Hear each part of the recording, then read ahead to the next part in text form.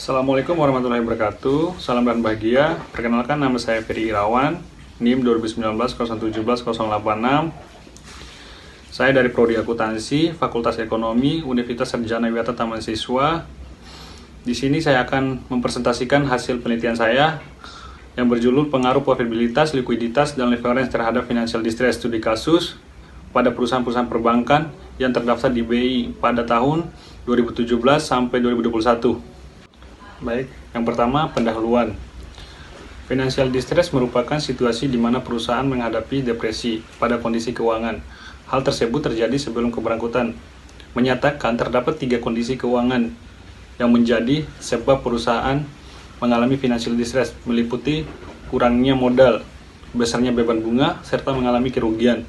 Kesulitan keuangan didefinisikan tidak tersedianya sumber dana untuk menyelesaikan kewajiban keuangan saat tanggal jatuh tempo. Selanjutnya, tujuan penelitian. Yang pertama, untuk membuktikan secara empiris pengaruh profitabilitas terhadap financial distress. Yang kedua, untuk membuktikan secara empiris pengaruh likuiditas terhadap financial distress.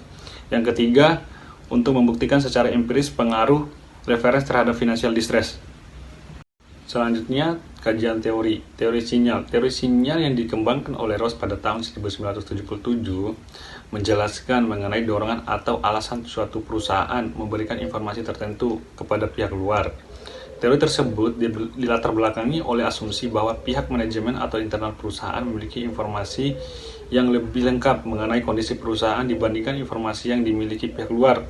Teori sinyal. Teori sinyal merupakan dorongan untuk memberikan informasi baik sinyal positif maupun negatif kepada pihak antara manajemen dengan investor mengenai kondisi keuangan perusahaan. Adanya informasi tersebut dapat membantu dalam pengambilan keputusan terhadap investor dalam kegiatan investasi. Selanjutnya, hipotesis. Profitabilitas diwakili dengan return on asset atau ROA. Penelitian ini menunjukkan bahwa ROA berpengaruh negatif terhadap financial distress, di mana perusahaan retail harus senantiasa mempertahankan dan meningkatkan laba sebab profitabilitas sangat signifikan. H1, profitabilitas berpengaruh negatif terhadap financial distress.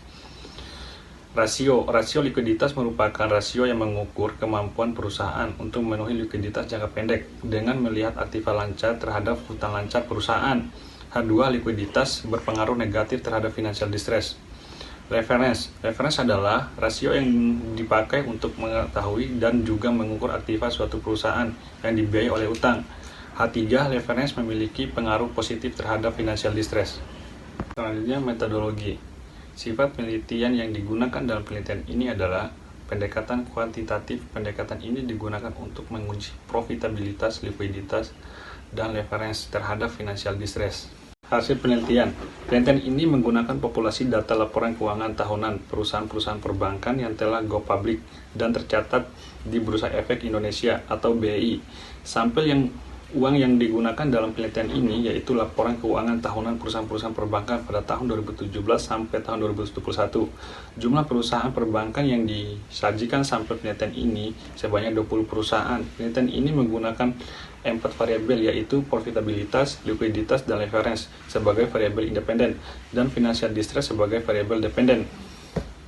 Selanjutnya, kesimpulan. Penelitian ini bertujuan untuk membuktikan secara empiris sejauh mana pengaruh profitabilitas, likuiditas, leverage terhadap financial distress pada perusahaan-perusahaan perbankan yang terdaftar di BI pada tahun 2017 sampai 2021. Berdasarkan hasil analisis data yang dilakukan, dapat diperoleh beberapa kesimpulan sebagai berikut. Yang pertama, berdasarkan hasil pengujian hipotesis pertama, H1 menunjukkan bahwa variabel profitabilitas tidak berpengaruh dan signifikan terhadap financial distress sehingga ditolak. Berdasarkan hasil pengujian hipotesis H2 menunjukkan bahwa variabel likuiditas berpengaruh secara negatif dan signifikan terhadap financial distress sehingga H2 ditolak. Yang ketiga, berdasarkan hasil pengujian hipotesis H3 menunjukkan bahwa variabel leverage berpengaruh secara negatif dan signifikan terhadap financial distress sehingga diterima. Terakhir, saran. Berdasarkan hasil penelitian dan pembahasan sebelumnya, dapat ditarik beberapa saran sebagai berikut. Yang pertama, penelitian ini selanjutnya diharapkan dapat menambah atau mengganti variabel independen sehingga memungkinkan untuk mendapatkan hasil penelitian yang lebih baik dan menjelaskan variasi variabel. Yang kedua, penelitian selanjutnya disarankan untuk mencoba memperluas objek yang digunakan sehingga bisa mendapatkan sampel yang lebih banyak dan beragam. Yang ketiga, menambah jangka waktu penelitian lebih dari 5 tahun. Sekian presentasi dari hasil penelitian saya. Lebih dan kurangnya saya mohon maaf. Assalamualaikum warahmatullahi wabarakatuh. Sekian, terima kasih, salam.